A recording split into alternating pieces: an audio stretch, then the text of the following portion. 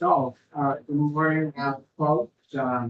This is the Senate Ag Committee, and Friday morning, April 12th. We're going to be talking in regards to H706 this morning. And so we'll introduce ourselves and then we'll get started right away. We're 5 minutes late. I guess that's better than 10 minutes late. We'll get going. Brian Collmore, representing the Rutland County District. Irene Renner, Chittenden North, which includes Fairfax. Well, Brian Campion, who's gone bye-bye. Rich Westman from Whale. And Bobby Starr from Williams County. Welcome, you folks to our meeting. We have Steve Winnell. He's the Director of Public Health and deals with neonics and all the other pest controls that we have. And we put him off for 2 days now because we keep running out of room. And so thank you for putting up with our excuses why we couldn't get you in, Steve. But welcome, and we'll let you get started in regards to your thoughts and on 706. Yeah, thank you very much, Senator. And for the record, Steve Dwinell, Director of the Public Health and Agriculture Resource Management Division for the Vermont Agency of Agriculture, Food and Markets. And I know we have a short time this morning for this, so I'm going to focus just on two particular aspects. Provided our presentation earlier, and you may have had a chance to review it, so I can answer any questions you may have. But I want to just focus on a couple things real quick, so in lieu of the time. So I'm going to go ahead and share my screen and go to the presentation. Hopefully everything will work. Yep.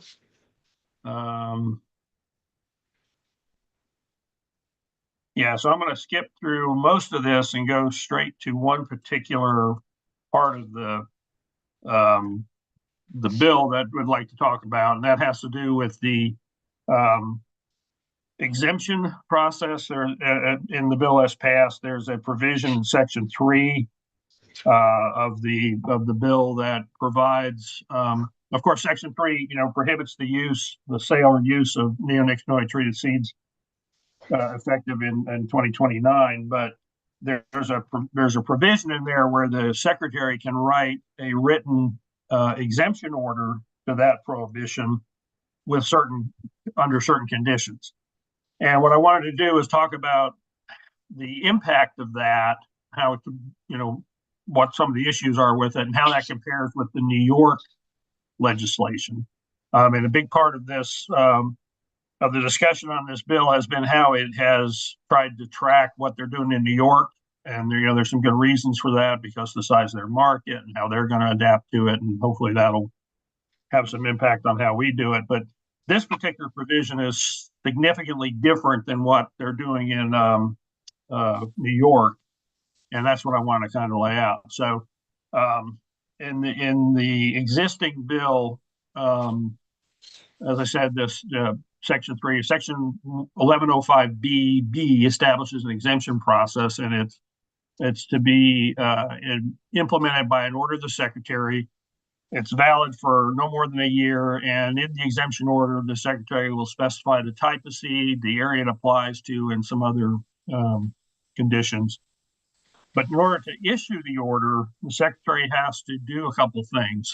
One, we have to conduct a detailed evaluation of the agricultural seed market and determine in that evaluation whether the use of the non-neonicotinoid treated seed would cause an undue financial harm to growers, or that there's not a sufficient amount of the non-treated seed to meet the needs of the growers. So that's one part of it.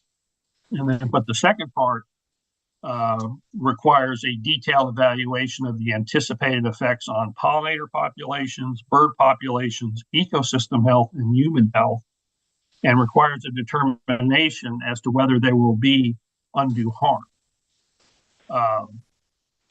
So that looking at it from my perspective, I'm a program administrator, right? So my job is to implement the statute and the rules. And when you take a look at that task, that's a very large task to perform. Okay, when you start thinking about how you'd actually do it. And I'm not going to get into that too much right now. I just want to contrast it with what they're doing in New York, which is, and actually when the original bill was introduced in New York, they had a similar process. They didn't call it exemption, they called it suspension. It was essentially the same thing, where in New York, the pesticide state lead agency over there, which is the Department of Environmental Conservation, of course, we're the state lead agency here in Vermont. They could suspend the provisions of the prohibition of the use of the seed. They changed that to a waiver process. And the waiver process, I think, has some significant advantages over the proposed exemption process.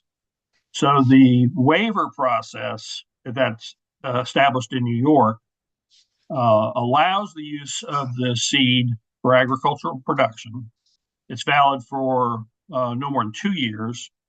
It's only applicable to the farm for which the waiver is granted. So it's not a blanket exemption over a large area. It's just for this particular farm or set of farms that's requested. Requires applicants to complete an IPM course, and they have to provide a pest risk assessment and report. The risk assessment is based on, or can be based on, a scientific evaluation of the risk factors, and there are a number of those, the planting data, so what you've heard already from the farmers and from Dr. Darby yesterday about some of the risk factors that are associated with the pests that the treated seed is intended to control, the corn seed maggot and the wireworm. There was an excellent presentation yesterday by Dr. Darby about how that works and what some of the factors are. But those factors can be incorporated into the risk assessment to determine what whether or not the waiver should be granted for any particular farm. And this whole process is intended to be established by rule. So what New York is faced with right now is adopting a rule to establish this waiver process. And I've been in touch with my counterpart over in New York about how they're doing this. And their intention is to base it all on research that's being done right now at Cornell on what these risk factors are and how they impact crop production and the occurrence of the pest in their situation. And I should mention too that Dr. Darby is in touch with those folks in Cornell too. So anyway, that's what's going on there. But and this slide, I think, is the one that we can use to compare the two provisions. So under the existing exemption provision in H706, the burden of the effort falls on the agency. So the agency is going to have to make detailed evaluations and determinations. We're going to have to look at these four things. Pollinator. Well, first of all, we have to do a detailed evaluation of the agricultural seed market, which means we're going to have to look at what seeds are available, what their costs are, how they affect potential production, a number of factors, and make some economic determinations. Then in addition to that, we have to evaluate anticipated effects on pollinator populations, bird populations, ecosystem health, and human health. Okay. So EPA has already done this. The US EPA in 2020 issued a final risk assessment for the use of the particular pesticides that are currently used on seeds, clothianidin and thiamethoxam. And they determined that there were not undue effects on bird populations, bee populations, and therefore allowed the use. If we have to then do additional evaluations on these things, we're going to have to, in effect, recreate a lot of the work that EPA has already done without the resources that EPA has to do that. So that's, that's a pretty big lift. We have to make a determination as to whether there will be undue harm. So we're going to have to evaluate all these factors, and then make some determinations. And these determinations are going to have to then be used to support a secretary's order, which, we can anticipate to some extent. Steve Collier there can do this more, but we can anticipate some disputes about that. Potentially litigation could occur. And that, so what all that boils down to is it creates a fair amount of uncertainty, or it creates uncertainty for the growers and for the seed companies as to whether an exemption will be granted.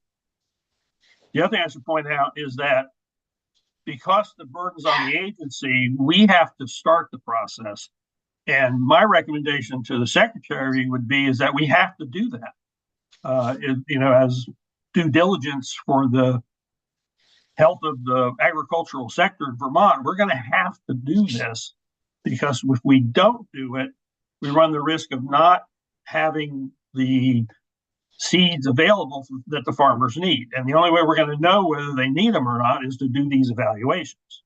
So I hope that makes sense. But it's the way I read it, the way I look at this, isn't an optional process for us. Well, we're going to have to do this, at least attempt to do it. And if we attempt to do it, we're going to have additional resources, which we can estimate, some fiscal impact from that. But the point is, we'll need more resources to do it.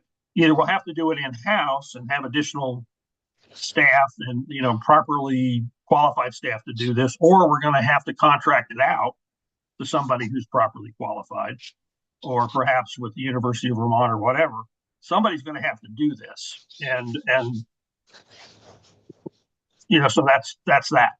The waiver process is very different. The waiver process starts with the farmer who makes an evaluation based on their situation as to what they need.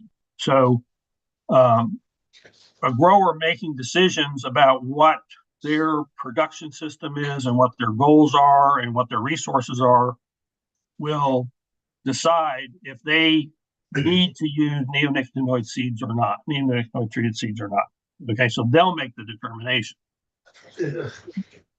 Then, under the New York system, they would have to complete an IPM course, which is, that's something that we can provide.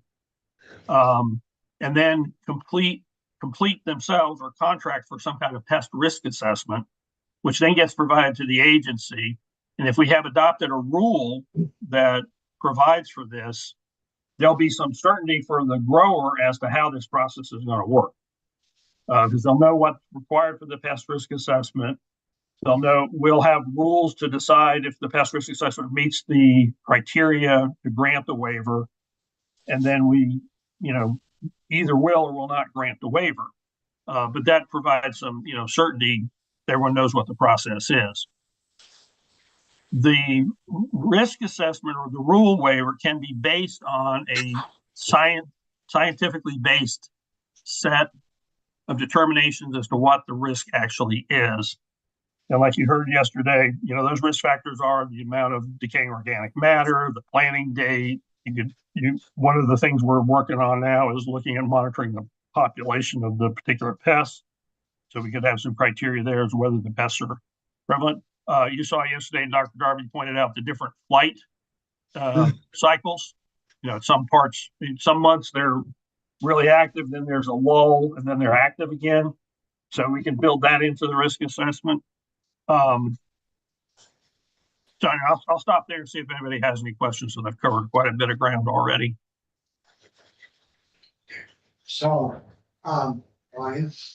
If you have something. Well, I was just gonna ask, did you testify, in the House on 706? Yeah, but we didn't get into this particular part of it. We did to some extent, but not to this level of detail. So, on this particular aspect. yeah, they didn't have you back in after they came up with their opt-out. The House didn't have you in to Yeah, comment. we didn't talk about this particular part of it with them, no. And what type, and how many resources, what would you need for resources to implement the way it is in 706 at the present? Let me go back up. So I don't know if can you see this slide here? We were asked to do a fiscal impact statement when we, took a stab at it, but at a minimum, we need these kinds of resources. We need an agronomist to help evaluate this stuff. We need an agricultural economist. We need a wildlife biologist. We already have an environmental toxicologist, so we don't have to do that. But these are just sort of minimum requirements to have the expertise to even start the process. What level of detail we'd have to get into is kind of undetermined. I mean, if you look at what I'll skip around here, but if you look at what we have to evaluate, so we have to evaluate ecosystem health. Okay. We'd have to define some parameters as to what we were looking at as far as ecosystem health goes. And that's a broad topic. There's a lot of things there to consider. And then teasing out whether or not the seed, the contribution from the treated seed, what effect that had on the ecosystem health in Vermont would require research. We would have to do a lot of sampling and a lot of different types of evaluation. Well, if we could figure out where Vermont's exemption came from, maybe we could get those people to do the 330,000 that's gonna cost to your estimated cost to deal with it. But that's just a side comment. Thank you, Mr. Chair. So Steve, I'll just kind of in line with the chair's question. If indeed there's a fiscal impact that reaches that sort of level, I'm wondering why there isn't something in the bill that would need an appropriation approval to do that if it's a position that you're asking for. And I assume it's one that isn't going to just be today, it's going to be a continuing position. So that's one thing that maybe there should have been something in there about an appropriation. But I thought I heard you also say that you had, and I'm just going to ask for the year, that the EPA in essence has already sort of looked at this situation and determined that at least 2 of the neonics did not have what they are calling undue harm. What year was that? I think you said 2020. Yeah, 2020, and I can forward that to you. It's a 229-page document, so I didn't print it out, but it's they did the risk assessment already and determined that it met the standards and could be used. But to me, the real issue here is the uncertainty, because this process is sort of an untested process that we'd be making up as we go along and trying to define, and probably would end up in litigation at some point. So there's that uncertainty. Whereas the waiver process is well defined. You establish it by rule. Everyone knows what the rules are. We've got several years to develop the rule and adopt it. And then everyone knows what's going on right up front. And there's no uncertainty about it. So that a grower, if they decide they need to use the seeds, then they have a process they can go into. And you heard from the growers, they're concerned about not being able to access these seeds for a bunch of reasons. And if the only option they have is this exemption process, which has all these uncertainties in it, versus a rule process that everyone understands, I think the level of uncertainty is a lot lower with the waiver process. And then we don't have the fiscal impact either, because we would go through rulemaking, which we can do with existing resources, and we would rely on the research being done at Cornell and UVM to inform the risk assessment that's built into the rule, if that makes any sense. Yeah. Irene. Thank you, Mr. Chair. will we be hearing from someone in the house to see why they consider it an exemption rather than a waiver? We had them in for a half a day. Like, this didn't Nothing come up. floated to the top on that baby. Okay, well, I would just be No, curious. I don't wanna just add I a want- waiver in because, Yeah, we're gonna drill down. I wanna know where this came from, and why. Right. Yeah, I mean, they like New York law so well that they copied it and then they go and stick an unworkable, unaffordable, process in there to deal with an exemption if you had to have one for whatever reason. So, yeah, we're gonna have them back in and find out where this came from and who dreamed it up. I might say for myself. Yeah. To just exempt orchards with no, it makes me feel uncomfortable. sure. Yeah. And the this price tag is gonna take effect, what, in 3 or 4 years? I mean, this isn't something we need to budget for now, right? If we're having a 2029, Well, we'll have to do it for 2029. That's when. Yeah, we would have to, excuse me, in terms of the impact, it would have to be probably in the next couple of years because the evaluations have to be done earlier. There are other. Yep. Yeah. So you're on the call, so you got 3:30 down there. If you're there with me, are you telling me that I get all the heavy lifting? yeah, there you go. We have trouble getting $330. Listen, we did pretty good with, We'll deal with that. So anything, we did pretty good for the conservation district. we'll, I hate to throw 330,000 into this, it's like throwing 20 million into the motels and hotels. I mean, down a rat hole and gone and That was you have 200, everything to show for it. that was 200 million. Oh, I forgot a zero. Forgot a zero. Or two. A big zero. But anyways, any other comments? No, thank you. For Steve? Anything else, Steve? Oh, there's more we can talk about, but I know you got a lot of time, you're pressed for time, but, if you, like I said, I provided the presentation, so if you have any questions about that later, just let me know. And any additional questions, be glad to answer whatever you. Mike. We did an appropriation on it, maybe our folks will have you in to talk about the money. But anyways, thank you, Thanks, Steve, Steve. and we'll be in touch. Okay, well, thank you very much. So is Louis on the way? Is. Here he comes. We have Louis, good morning, Louis. Good morning. Good morning, Senator. Good morning to you all. And Can you hear me well?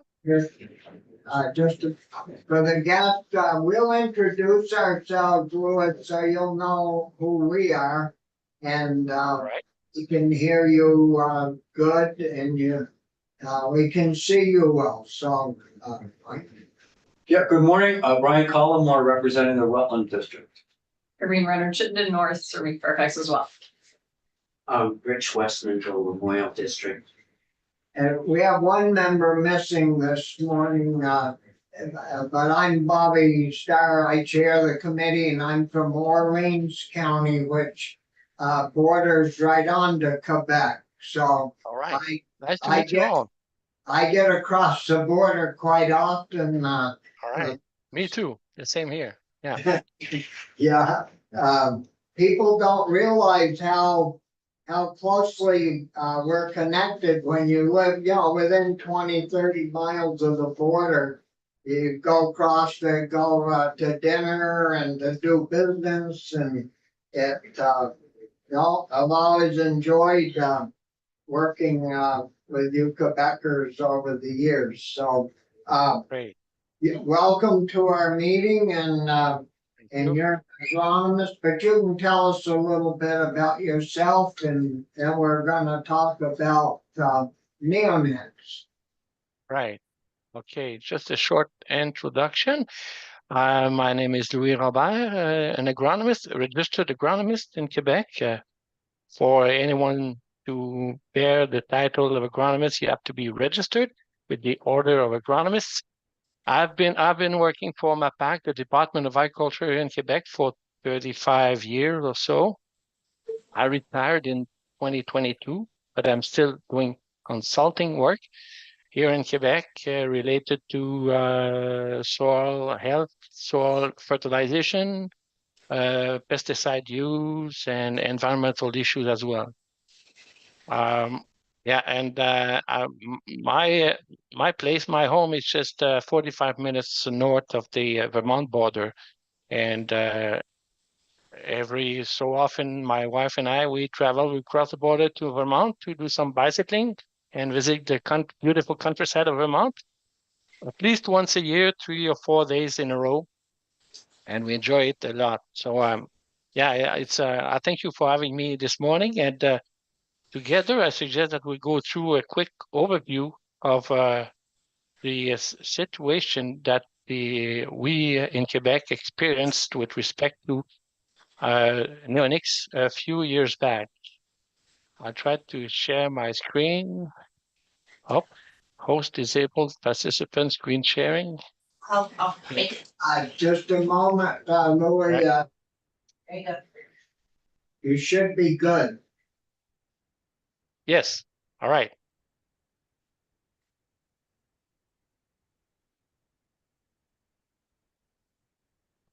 Can you see the title slide? Yeah.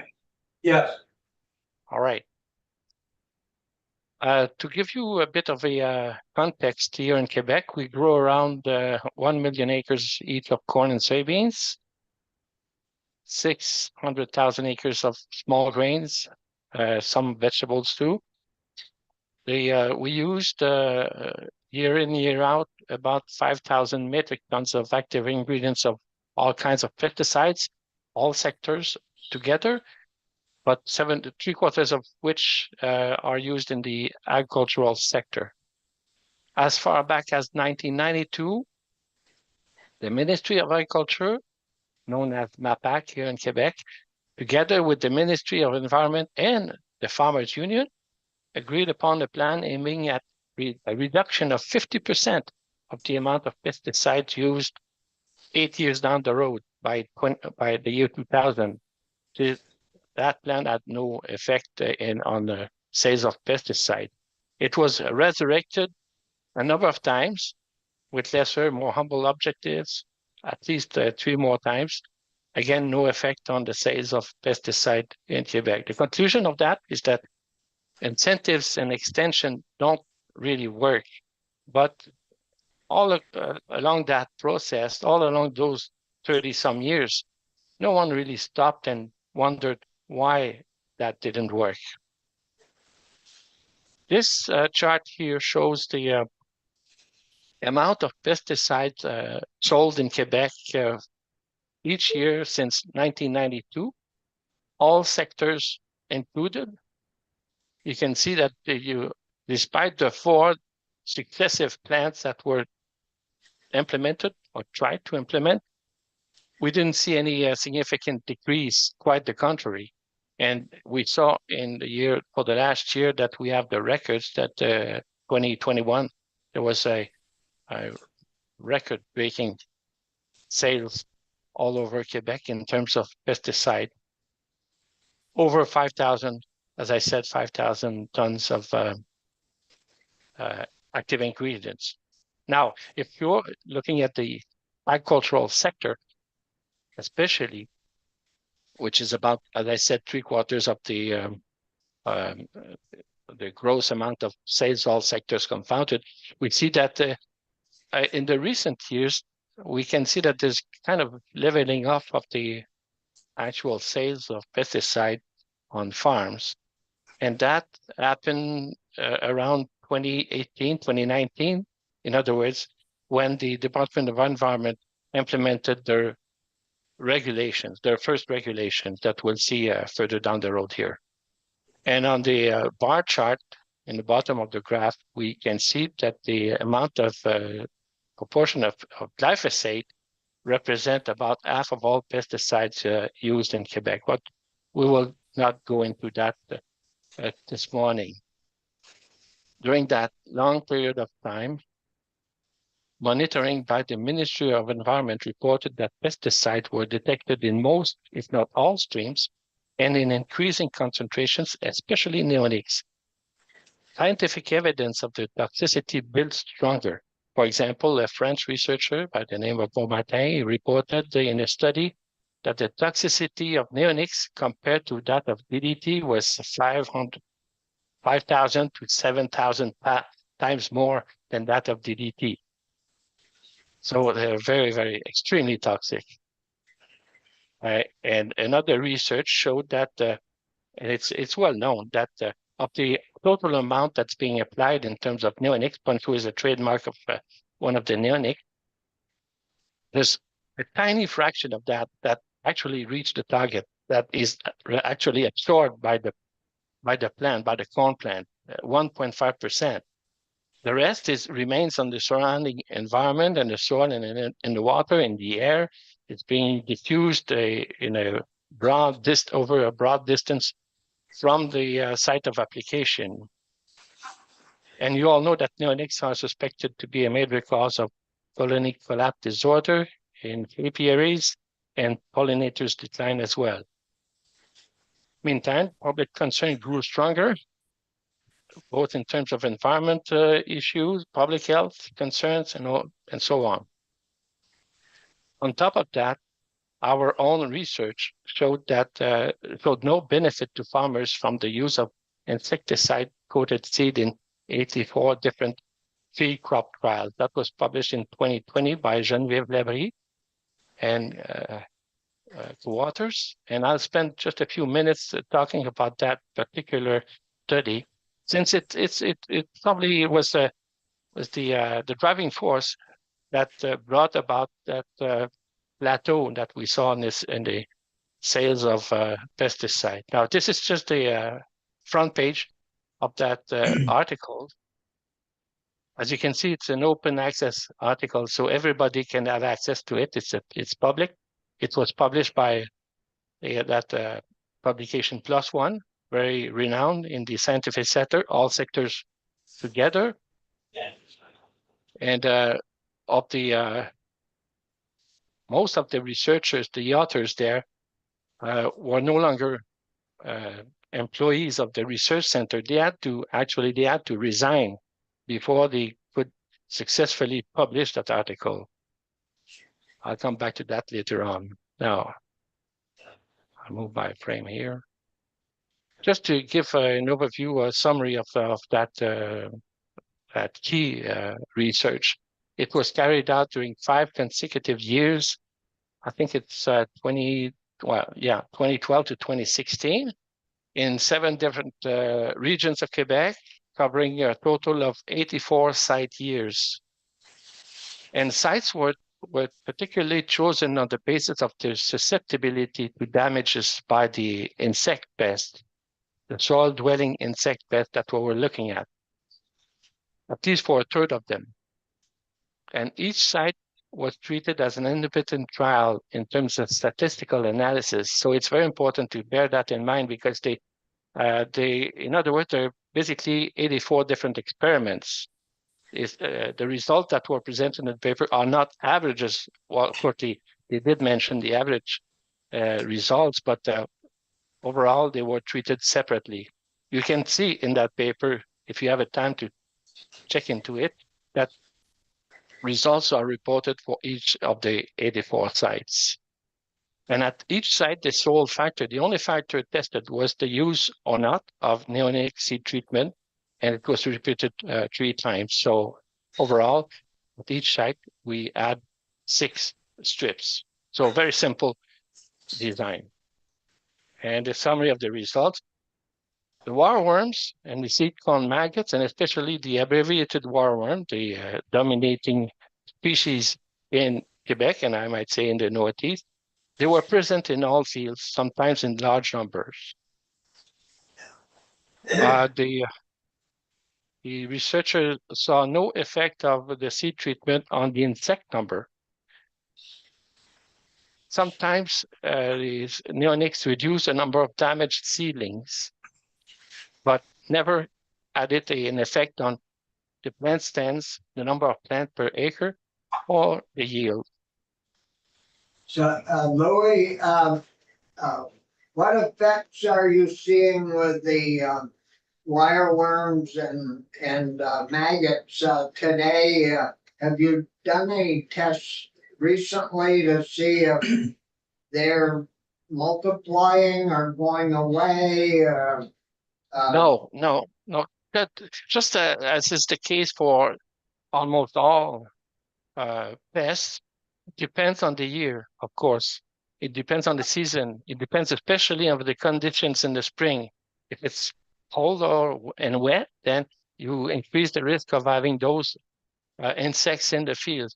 But mind you, it doesn't bear any impact on the results because Dr.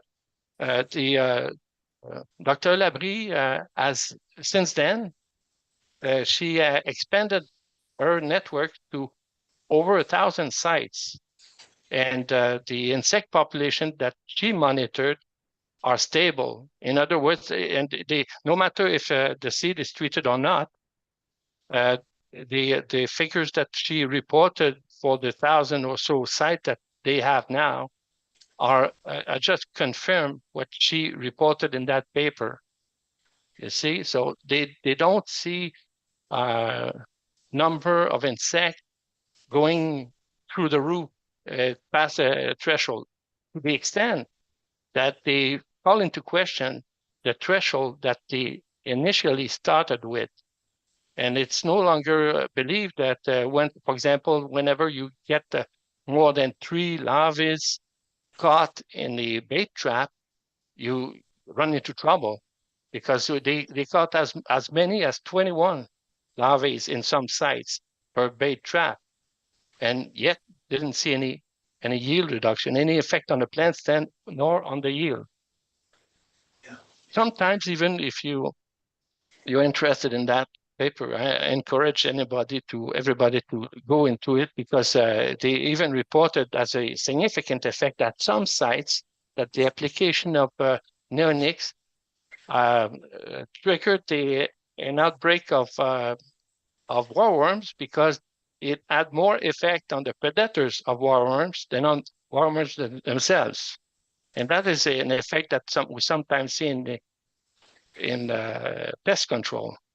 Yeah, but they didn't see, as you said, as I was mentioning, either in the treated strips or in the untreated strips, they didn't see any significant effect on the number of insects. And no matter what was the history, like if the field had been previously planted to treated seed or not treated seed, it didn't matter on the insect number. You see, warworms are especially, every insect pest must be considered an entirely different species with its own behavior and all that. So, and those warworms that we have in Quebec are very kind of lazy, you know. They don't like the neonics, but it doesn't scare them off the field right away. They'll remain in the field the next year again. The field history in terms of insect population is more important than whether or not the seed was treated. I hope I'm clear enough about that. Can you hear me well? Yeah. Okay. So the conclusion, they said that it holds true for all seed insecticides because despite our fear and the popular belief, you can have a fairly large number of insects, of warworms and seed corn maggots, but they don't do much damage to the plant stand or the yields. So that was a big confusion. You know, there's a lot of misinterpretation in the field because most often, when you see a reduction in plant stand, it's related to some other causes. It's not always, but farmers will dig in their field, will look into beneath the surface, then they see those worms and those maggots and believe that that's the cause of the reduction of plant scent, but it's very often it's not. It might be related to rotting or misadjustment of the planter and so on and so forth. And also related to that study, I must say that there was an interference from the industry and from the Farmers Union. UPA stands from Union des Producteurs Agricoles, the Farmers Union in Quebec, in different ways. Overall, those people hindered the publication of results. By the same token, they had me fired from the Department of Agriculture, but that's another matter. And they entertained the doubt on risk. The paper states that at 5% of the sites or the cases, they saw a huge number of insects, which theoretically at least would have meant significant damage to the crop, but they didn't find that even in those 5% of the sites. Nevertheless, the industry kept on telling people that there's a 5% risk of yield reduction. It turns out that the leader of the Farmers Union was sending letters and publishing articles stating that they required the government to offer a 5% payback to all corn growers in Quebec due to the impact of the absence of seed treatment on the yield that they were foreseeing, but that never turned out to be true. Actually, we never experienced that. Just to give you a bit of support in my my statement about that interference, I'll show you what the quickly what the General Inspector of Quebec, the Protecteur du Citoyen, they reported in their latest annual report in September of 2023, right? That after a 4-year inquiry, their final report stated that the main culprit in that interference was the chairman of the board of directors of the Public Funded Research Center, CIRUM, who was also a director of the Farmers Union and a registered lobbyist for the pesticide industry. He misled the farming community with respect to the effectiveness of neonics. It ended up building mistrust towards public research and researchers. And on top of that, the Department of Agriculture, my own employer, was guilty of negligence and misconduct and made it an accomplice in that old story. So I'm not just to provide you with some evidence, sound information about the role, the influence of the industry and that of the Farmers Union, which was quite a bit of a surprise. And because of that, the Farmers Union lost quite a bit of credibility to the public because of that. So since then, everybody is a lot more suspicious with respect to the Farmers Union, and as they always been with the industry people, but that's no surprise. Now, if you want to get rid of pesticide, or at least reduce the use of pesticide, there are two main approaches. There's the agronomic approach, what I call the on-farm approach, and the regulatory approach that we'll talk a little bit later on. Now, it's very simple. To me, when I drop by at a farmer's place, I try to sort the different pesticides that are being actually used on the farm in 3 different categories: the useless, the preventive, and the essentials, with quotation marks, because actually I really don't believe that there are any essential pesticides. We can get rid of them all in the long term. It depends on our will, actually, based on scientific research. Now, the useless pesticides are very easy to get rid of. It's in the short term, we can just stop of using treated seed and turn to the use of untreated seed. That's very easy. The second type, the preventive, most of them would be the fungicide, either seed or foliar applied. And that'll pass the involvement of a risk assessment tool or process, and that may take a little bit longer. And finally, for the broad spectrum herbicide like glyphosate, we'll have to get into integrated pest management, and that in turns take a lot longer period of time. Just to give you some examples of what I mean by integrated pest management, it's a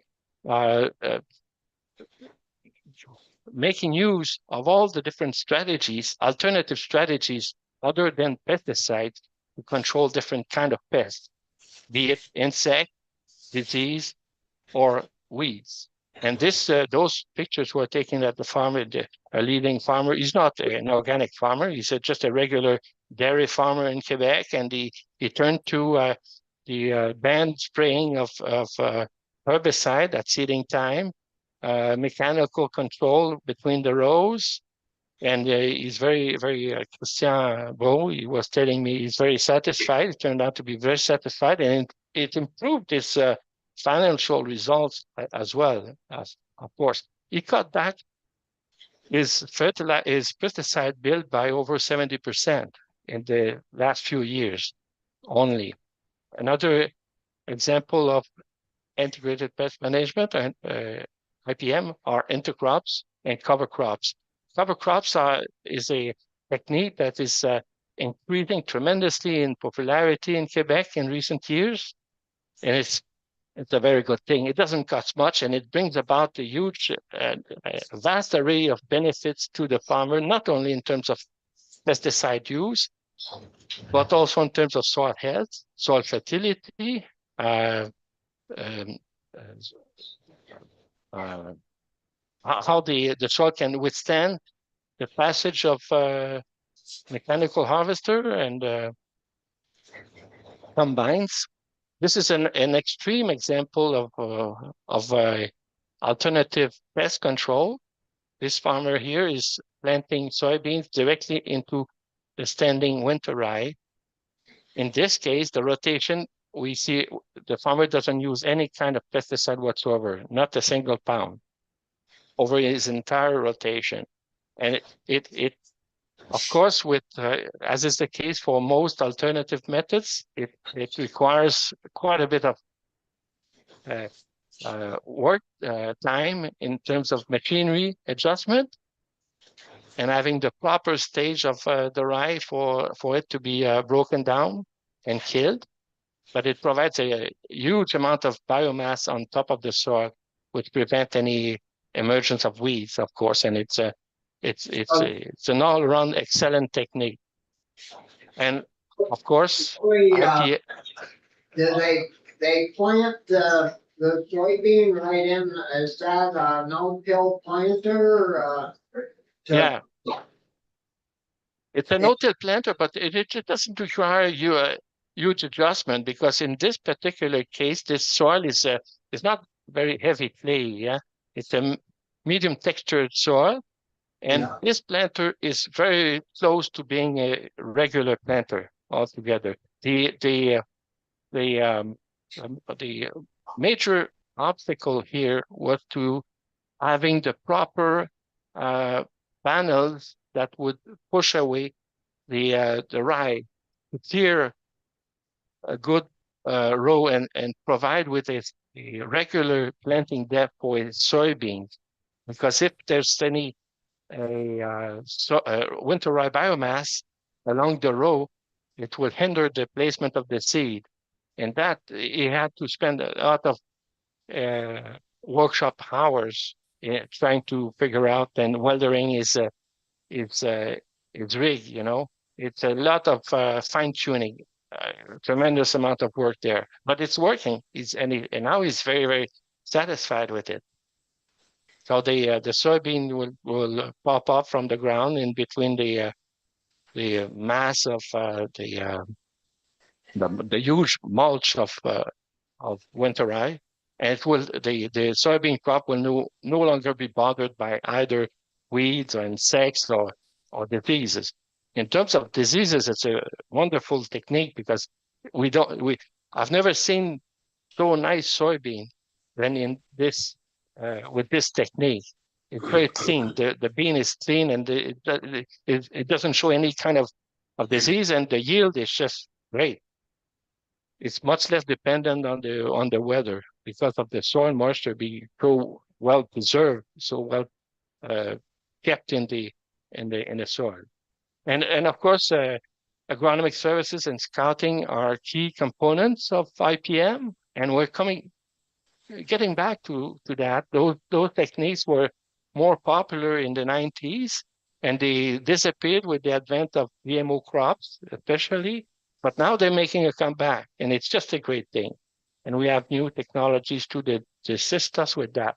Now, to show you how much the Department of Agriculture was serious about reduction of pesticides, they published all kinds of different communication tools to the intention of the general public, but of course, first of all, to the growers and the agronomists. And this year is an example of a flyer that was put out by MAPAC. And it says, the headline here says that treated seed, do you really need this cocktail?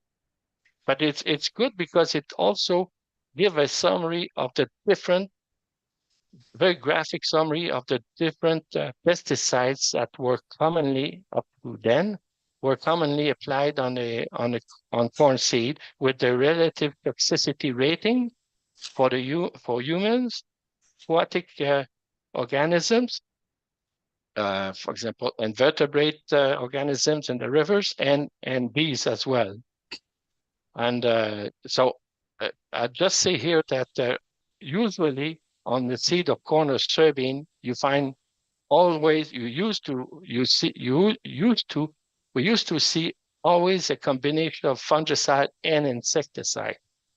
So there's quite a bit of confusion because people used to say, I'm using untreated seed. Well, it's not really untreated because it's still treated with fungicide, but I'll get back to that later on. Now, this is now the regulatory approach I was talking about, the second approach.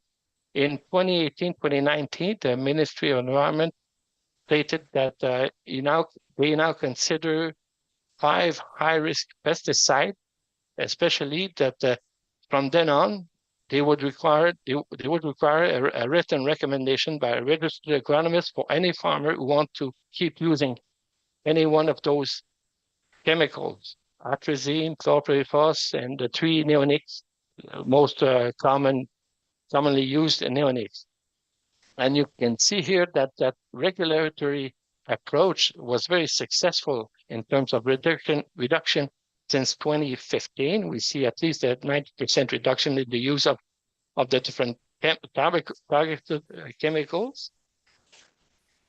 In the case of neonics, prior to 2015, almost all of the corn planted, but the organic ones, were planted with neonics treated seed, and 50% of soybeans.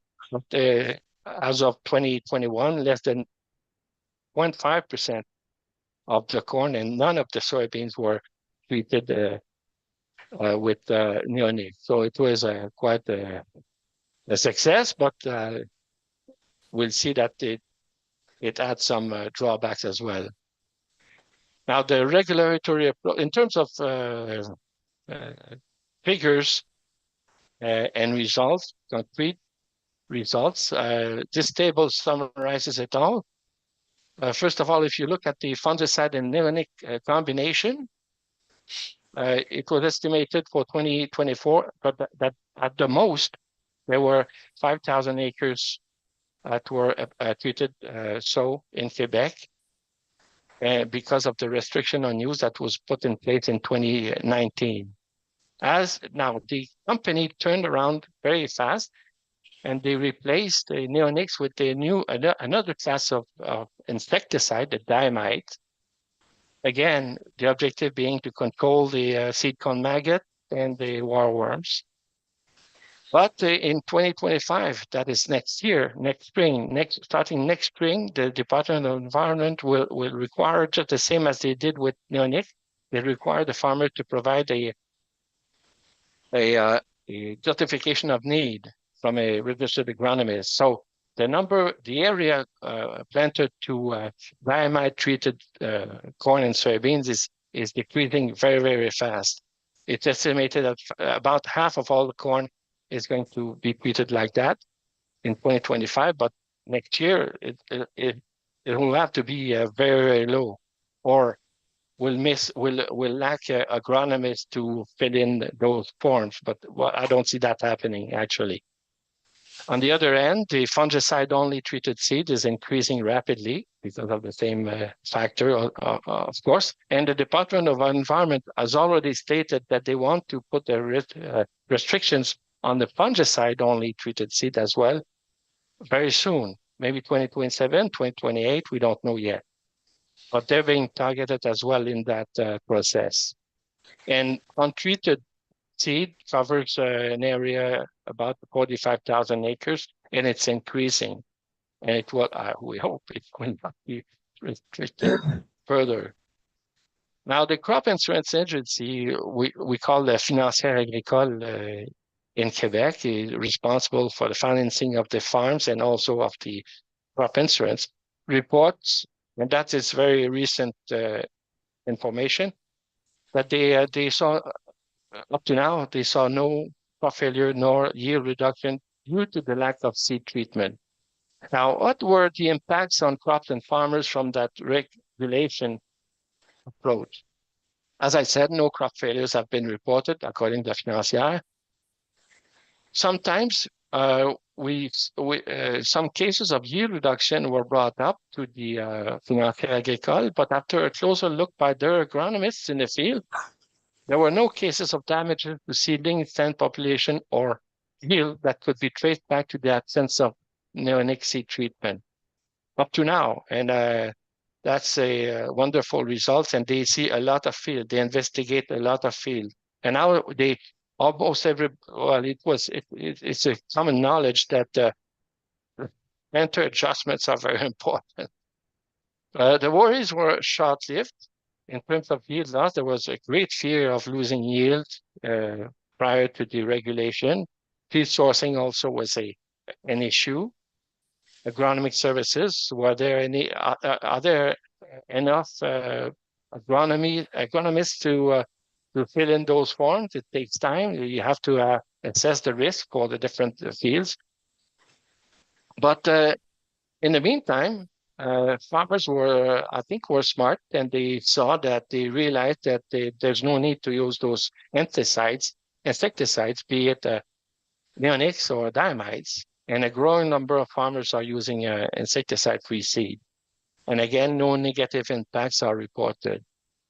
As I said, between 30 and 40% of the seed sales in 2024 were without insecticides.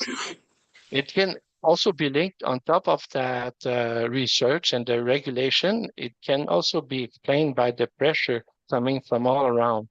And of course, the evidence of no harm being done, because with a network of over 1,000 trials, and now that we have anywhere between 200,000 to 300,000 acres of corn last year that were grown with no insecticide, then it's obvious that we don't hear any complaints whatsoever. Now, I had a chance to participate in a very nice activity that was brought about with thanks to the Dr. Samantha Alger at the UVM. We organized a panel discussion with 4 Quebec farmers who have been using insecticide-free seed for a number of years now. 4 different farmers, and they testified on their experience, and they all agreed that they wouldn't go back unless of course they happen to see actual damages in the fields due to the seed corn maggot or the farmers, they go back to using insecticide on their seed, but all of them testified that didn't see any yield reduction whatsoever. So they were all happy, and I think it was appreciated by the Vermont farmers that were in attendance. I was told that maybe 70 to 80% people from Vermont were on the line, were online, were participating online, agronomists as well as growers, of course. And during that panel discussion, a number of issues were addressed. Of course, the regular questions and fears about yield losses, sourcing neonic-free seed. With that respect, I can tell that not only the 4 farmers that were with us, but most farmers in Quebec didn't experience any problems. It turned out that the seed company, the seed suppliers were made aware ahead of time of the coming regulations. So they turned around overnight almost and supplied the seed with either diamide or no insecticide at all. And I submitted to the committee, by the way, I submitted a document for your attention that states it's an English form of the handout that was provided by the Department of Agriculture of all the seeds, the hybrids and varieties of soybeans that were available in their format, in their insecticide-free format, or with diamide applied to them. So it was very helpful for us, but now we don't need to use them because almost all, if not, I'm not aware of any hybrid or varieties that it's not available without insecticide. So in a justification of need, it implies basically two steps, 2 forms to be filled in by a registered agronomist. First, a justification, and then a prescription, just like a medicine in human health. The farmers has to provide a prescription to the seed dealer for having the right to use neonic treated seed. And if there are any questions about that panel, I will discuss that. But I would be lying if I were to say that everything went fine. We had some problems or shortcomings. From an agronomic point of view, it's difficult to. It's frustrating a bit to say that there was an instant switch to other insecticides like the diamides, despite evidence of their acute toxicity to aquatic life. They're safer in terms of honeybees, but they're more toxic to aquatic life, and they're useless as well, just the same as the neonics. And we saw the concentration that the presence of those diamides it was very fast to see them coming in the streams, and the concentration and the detection frequencies. And now we see that the diamide, the molecule, the chlorantraniliprole, Lumivia, the brand name, is now detected in over 99% of the water sample in the rivers of Quebec.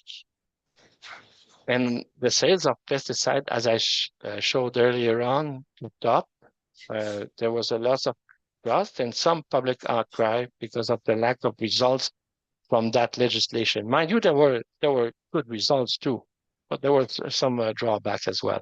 Research and alternative methods were overlooked too long, anyway, from my point of view. And then another comment coming from me, from an agronomist in the field, is the question that keeps popping up in my mind. How come we must turn to legislation even when such toxic compounds show no benefit to farmers? And the answer lies in the industry and farmers organization interference, and also the fact that in Quebec anyway, I don't know for Vermont, but in Quebec we have too few extension agronomists. there were cutbacks in the number of agronomists, and I'm not praying for my parish, as we say in French. It's just a fact, actually. But no question, the legislation did work just fine with its objective. I'll finish my presentation with a few stats. This is it. Just briefly, I'll go over this. Those are the statistics provided by the Ministry of Environment, and it tells the detection frequencies of different pesticides in the rivers of Quebec. Keep in mind that those are in percentage of the detection frequencies of different pesticides. On the top left corner, you can see atrazine has shown a very recent small drop in the number of how often it can be detected in the water samples.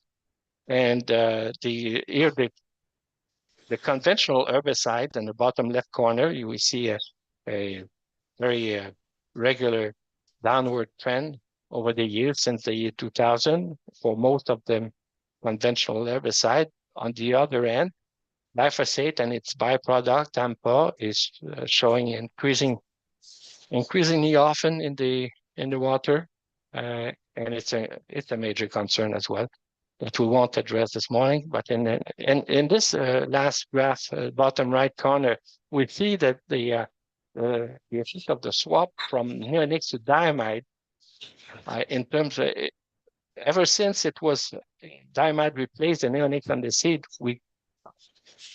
the morning after we saw the detection frequency of diamides going up,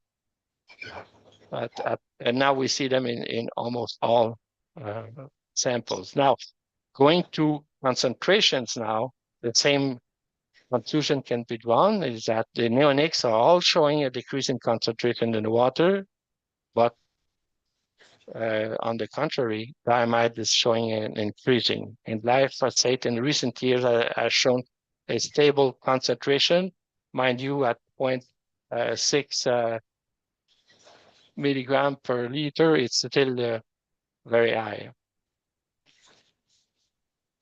Extension works just fine. It's just a matter that we did too little of that, and we must have. And in the end, farmers are the best advocates for communicating about the importance of soil health, for example, on the overall viability of the enterprise, of the farming operation.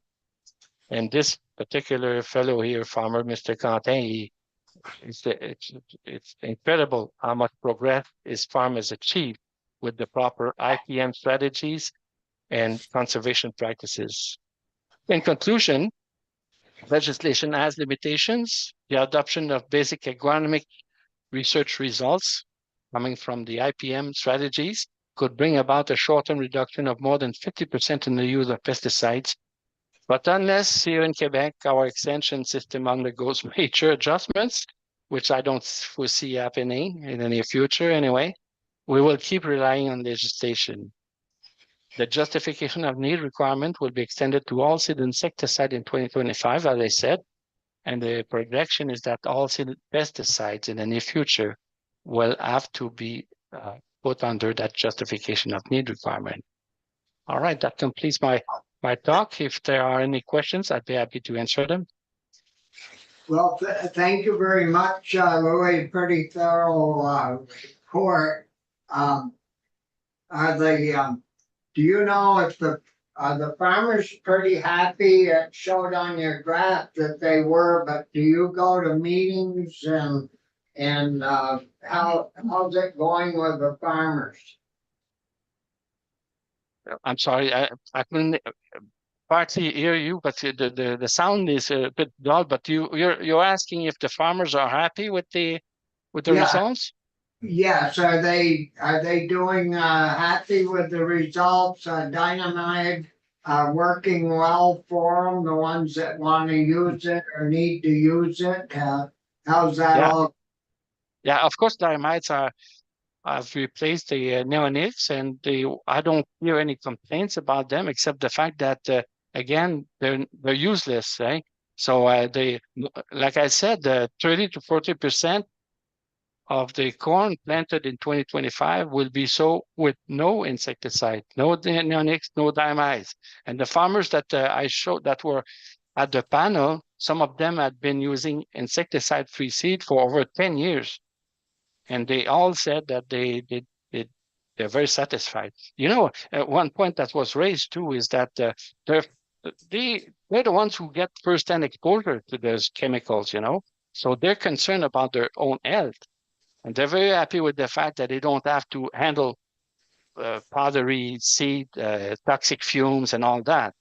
So that's a huge point too. So yes, to answer your question, they're very satisfied to the point that it's no matter, it's no longer a subject of discussion at the coffee shop, you know. It's funny to see that, you know, so much outcry, so much uproar before the implementation of the regulation, and now I have a fun time remembering with farmers what it was prior to 2019. You know, we could hear all kinds of scary comments that would happen in Quebec, the collapse of the grain center, so on and so forth. It never happened. Yeah, any questions from committee? Thank you. Louis, do you recommend that we put a diamide ban as well in our bill? I would recommend so, yes. But you know, yeah, we do the best we can do, but of course it will save you time. It will save you time, that's for sure. We were going to exempt orchards. You're talking only about grain. Do you have any experience as an agronomist with orchards and fruit production? You're talking fruit Yeah, production, orchards, and so on? Yeah, well, I've never worked with apple growers, or so it's not a domain where I'm familiar with. But in Quebec, at least, you know, the use of neonics for corn and soybean represent a huge part of it. You know, more than 95% of it was with corn and soybean. So, but I'm not aware of the situation with the apple production. That's for sure. Thank you. And my final question has to do with hearing from farmers who were afraid they would have to give up their no-till practices in order to keep the soil turned over so that the sunlight could get in and the pests could, you know, be minimized that way. Are you doing no-till or are you still tilling up there? Because we're really concerned about water quality here. And the less churning of the soil we have found has been helpful for water quality, but we're told that we're just now that is a slow but continuous trend for no-till to increase in terms of acreage in Quebec. And 3 of the 4 panelists that were at the event in January with UVM, 3 out of 4 were practicing no-till. One of them for 32 years. He was a pioneer in no-till, Jocelyn Michon, and he could tell you what his experience is with treated seed. He was he was part of that network with Geneviève Labrie, the research network. So he was convinced right from the start. After the first year of trial, he just switched to no insecticide at all on his farm, and he's in the 225 bushels per acre range in terms of corn yield. So the average corn yield in Quebec is about 155 bushels per acre. He's at 225. And in New York, for example, the average is a little bit lower than that of Quebec, but I don't know for Vermont. But in the state of New York, the average yield of corn is slightly lower than that in Quebec. In Quebec and Ontario is very similar, a little bit less, and I'm talking about 10-year average here. So it's Ontario might be at 160 bushels per acre, and we're at 155 bushels per acre. But this fellow, Justin Michon, and the others were good farmer, outstanding farmer actually, and they have yields in over 200 bushels per acre, which is I'd say 40% higher than the average. Wow. And they don't do it. As a matter of fact, they commented about the same as they did last January about the fact that in Quebec they kind of not making fun, but they didn't understand why farmers were still, the conventional farmers were still using insecticide. And I haven't had time to mention that, but the justification need provision that was included in the regulation. You know, a farmer in Quebec still can use neonics, but he has to provide with two documents, two forms to fill in by an agronomist. And there are very, very few instances of such cases. Less than 100 overall Quebec, less than 100 fields have been the subject of a justification of need so far. So it evolved very fast, very rapidly over a 3-4 year span. Yeah, thank you, Louis. We have one more question. Yeah. Brian? Thank you, Mr. Chair. So I'm curious, and thank you for your testimony, Louis. It's been very thoughtful. How many seed manufacturers are there in Quebec, and how many hybrid corn seeds are there available to farmers? There are no seed manufacturers because all seed is imported. And until very recently, at least the largest company seed supplier in Quebec was importing the seed here and treating it and bagging it in Quebec. But I was told that 2 or 3 years ago, they started doing their treatment and bagging elsewhere in Ontario and in the Midwest, for example. You know, so it's all treated here. But the number of varieties and hybrids, it's available on the document that I submitted to the committee. There's a large number of them. There's no shortage of variety or hybrids either in the early maturity group or the late maturity group, or you can find all kinds of hybrids and seeds. You know, it's a marketing position to tell farmers that it's impossible to have untreated seed. All of a sudden, the next day, you see they all offering. It's a matter of competition, you know, on the market. So no one want to get caught with no seed available. From my point of view, every commercial businesses in the world, be it in the seed business or otherwise, they want to provide what the customers want.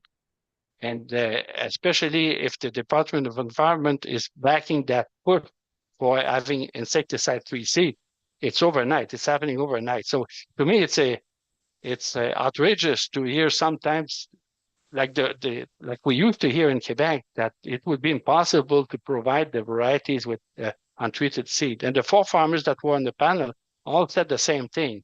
Sometimes they had a little bit of trouble in the first year. They had to send their order earlier than they used to, maybe in mid-December instead of mid-January, but otherwise they didn't see.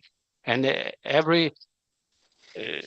thereafter, they saw no problem whatsoever. Even in the seed exchange, for example, if you have a late spring and you have to cut back on the heat units or the maturity ratings of your bag or your seed, you can switch maturity, no problem. So it's just a fear that was maintained, that was pushed by the seed company. They didn't want to do that, of course. They said it was impossible, but it turned out to be the easiest thing to do in the world. Yeah. Okay, thank you. Irene? Thank you, Mr. Chair.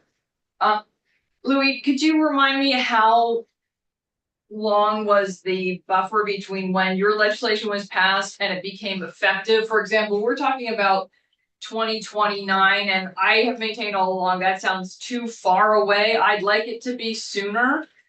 Is I think so. 2027 too soon for these No, seed companies and farmers to adjust?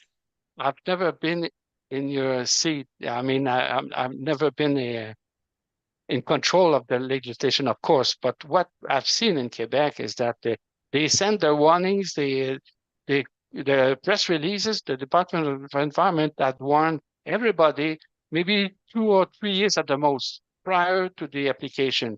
I think the earliest was 2016, called a 2018 implementation in the case of atrazine, because atrazine was 1 year ahead of the neonics. And for the neonics, it was 2019. So 2 or 3 years warning ahead of time, it's worked fine. It worked just fine. And everybody, as I said, I probably you got that now, but everybody was astonished, surprised how fast the seed companies changed their offer. It's just incredible, especially when you compare with what the comments we used to hear.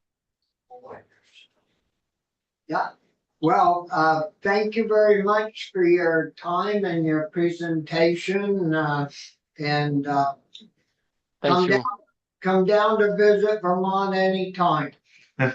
Well, thank you. I'll drop by in Montpellier at the Senate whenever I have time. All right, thank you. Thank Yeah, you. thank you, Lord. Well. Interesting. So Tom, guess we got you up next. Michael, you got a busy schedule. I was gonna go work on that language you asked me to work on this morning. Yeah, why don't Okay, you do that, because it took longer than sounds good. we planned. So Tom, grab a seat. Hi guys. Yeah, So my name is Tom Eaton. So I'm an independent agronomist that works for a company called Agricultural Consulting Services. I live in Richmond, Vermont. And I do nutrient management planning. I do integrated pest management or IPM. Do a lot of environmental permit management for the farms in the state of Vermont. I also do a lot of work in New York, Connecticut, New Hampshire. Our company's based out of Ithaca, New York. And myself, I kind of oversee the management of around 80,000 acres in terms of nutrient management and the whole crop management side of things. That majority of my clients are dairy, so that's what I'm working with. So this neonic, because of my experience in New York, we've gone through what we're going through here over there. Farmers are very concerned with how they're going to adapt to the new rules in New York. And just like in New York, my Vermont farms are just as concerned, if not more. In my experience, I think one of my strongest traits as an agronomist is being able to help farms convert from conventional type tillage, full tillage systems to reduced or no-till, which has been very successful for us in Vermont. It has greatly reduced our impact on the surface waters that these guys are farming here. It has increased yields. It has allowed them to adapt and control risk around all this extreme weather we're dealing with. And so during that transition, there's always hiccups and mistakes that are made. And what we've seen is where we haven't had, the majority of the seed we're using has always been treated. There's different rates of treatment on these seeds, and early on, we've seen just a lot of pressure and a lot of crop damage from the lower treated seed rates that we're using. The biggest issue that we find is when we introduce a lot more organic matter to these soils that we're trying to grow annual crops on, the pest populations really explode. And we've just seen, countless examples of crop losses. And so we've had to adjust that and change some of our management and change some of our seed choices to combat that, and it's worked. I also, work on some organic dairies and some non-GMO farms, dependent upon their markets. Yeah, Boyden's, for example, non-GMO grass-fed beef operation. He struggles a lot with wireworm damage, cutworm damage, and so he's gone back to putting seed insecticide boxes on his seed planter and using broad spectrum insecticides in these fields to control these populations of pests. Miller's down in Vernon, Vermont, amazing organic farm, one of the most progressive, biggest organic dairies in the state of Vermont. The You know, when I- ones that sell the milk, I think. Yeah, they sell a lot of milk to schools now. I mean, it's Yeah, a really awesome operation. They, when I first started working with them, I was blown away by the amount of tillage they did. And just my background of trying to push guys to less tillage and better soil health. I was like, I just think you guys are overdoing it. So 2 years ago, so this is 2021 or 2022, we went away from moldboard plowing. Basically, they would apply manure and then we would moldboard plow it, which is essentially taking the soil, flipping it, essentially 14 inches or so. We would bury all the nutrients from the manure, and then they would go out and plant their corn. They would cultivate 6 to 7 times in between the rows. They would burn using flamers to burn weeds. The burr cucumber is their biggest weed species that they fight with. And it would work for them. Their stands would really suffer. They would start at like 35,000 plants per acre. And after all that cultivation, all that burning, they would end up with maybe 28, 29,000 plants per acre. So their yield was taking a hit. So I came in and said, let's look at this a little differently. And we reduced the tillage. We stopped moldboard plowing. They do grow a lot of cover crops. So that's great because they know that all their cultivation and all their plowing really, hurts their soil health. And so when we decided to leave the cover crop there, do a very small amount of tillage to prep a seed bed, planted the crop all germinated, and within like 5 days of the corn being about this tall, I get a call from those guys just in a panic. And I mean, their crops are just being mowed down by wireworms, by cutworm. And when we went out and we dig around the soil, I mean, the populations were huge. And it was because we kept that organic matter up in the upper profile and we didn't flip it and bury it.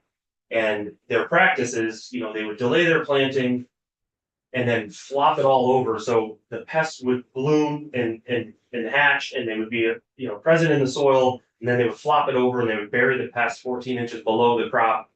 And the crops would do fine under those circumstances. So it was really just an eye-opening example of,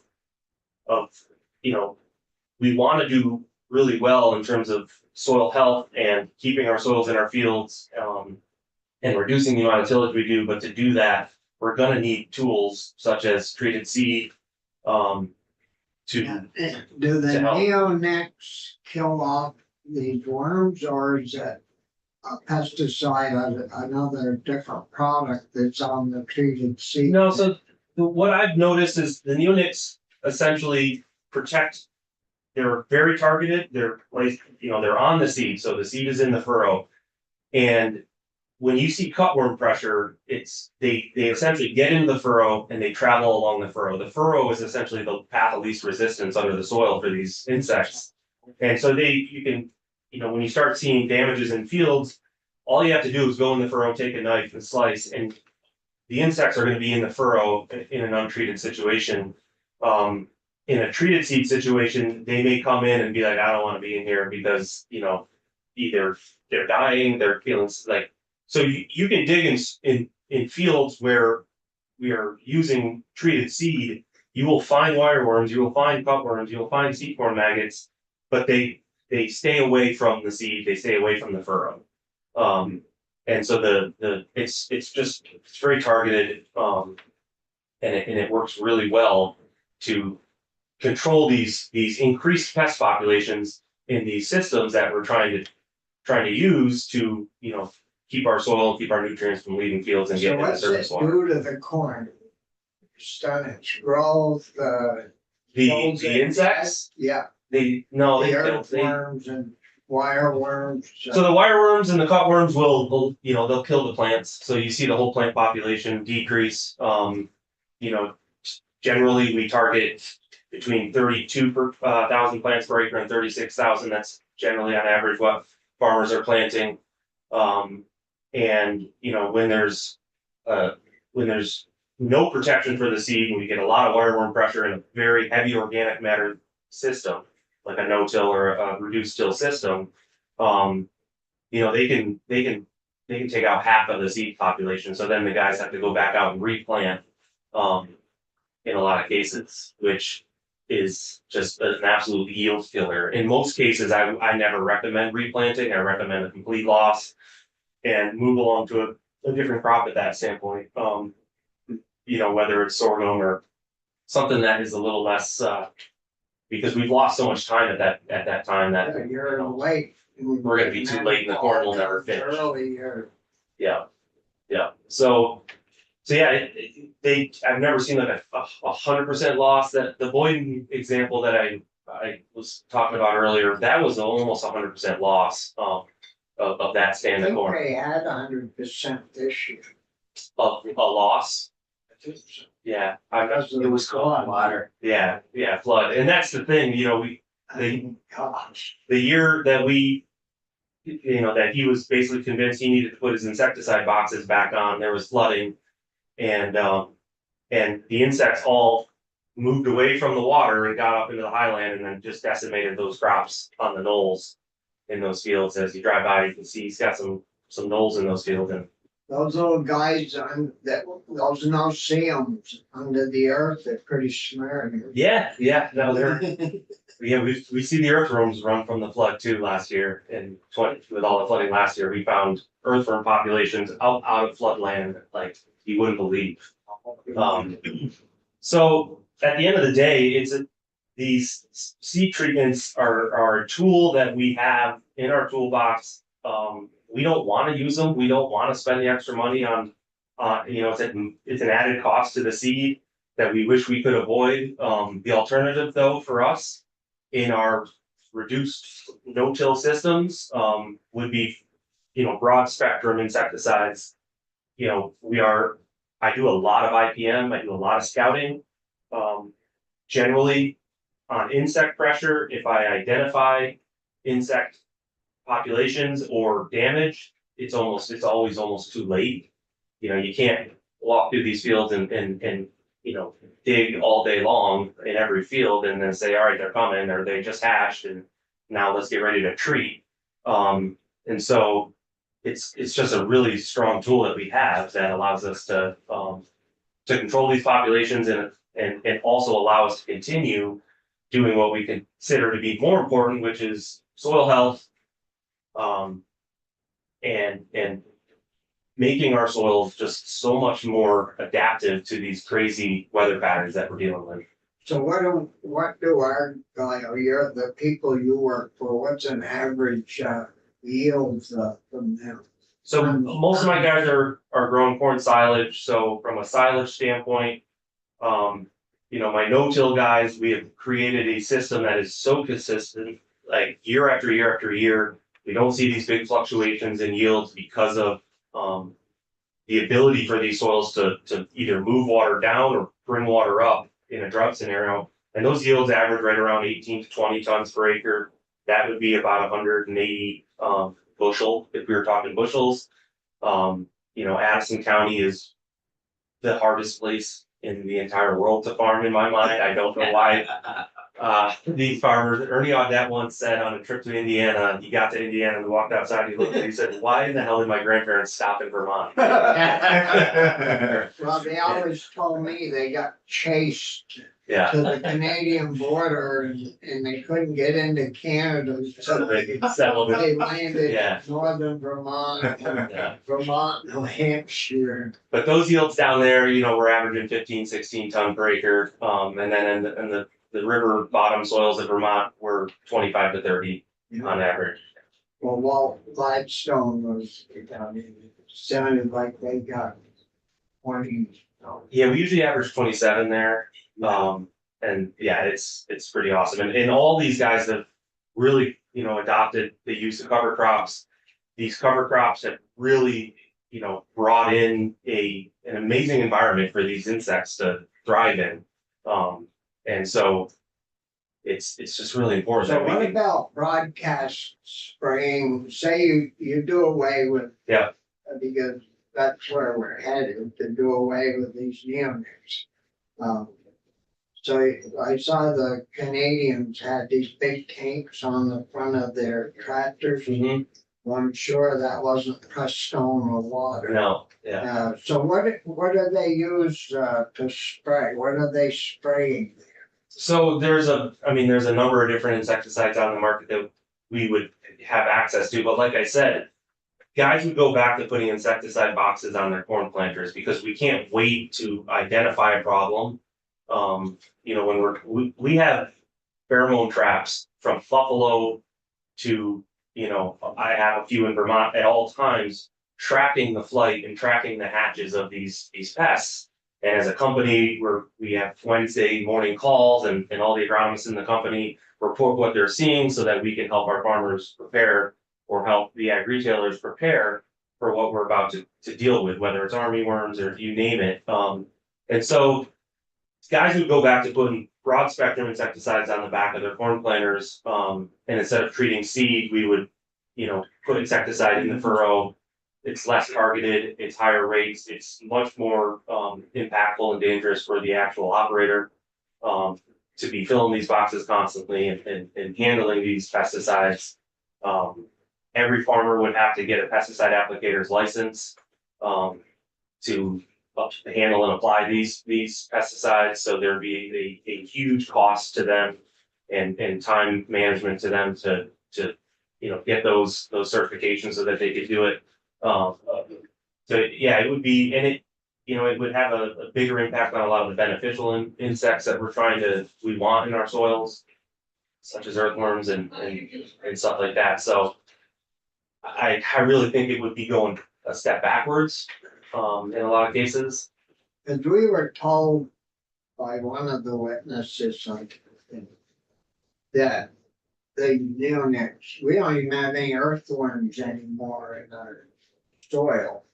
And I don't know if that person ever had trouble to dig down to Yeah. find those stats or, if they read it somewhere, but sounds to me like you've used a shovel a few times. Yeah, no, What do you find about earthworms?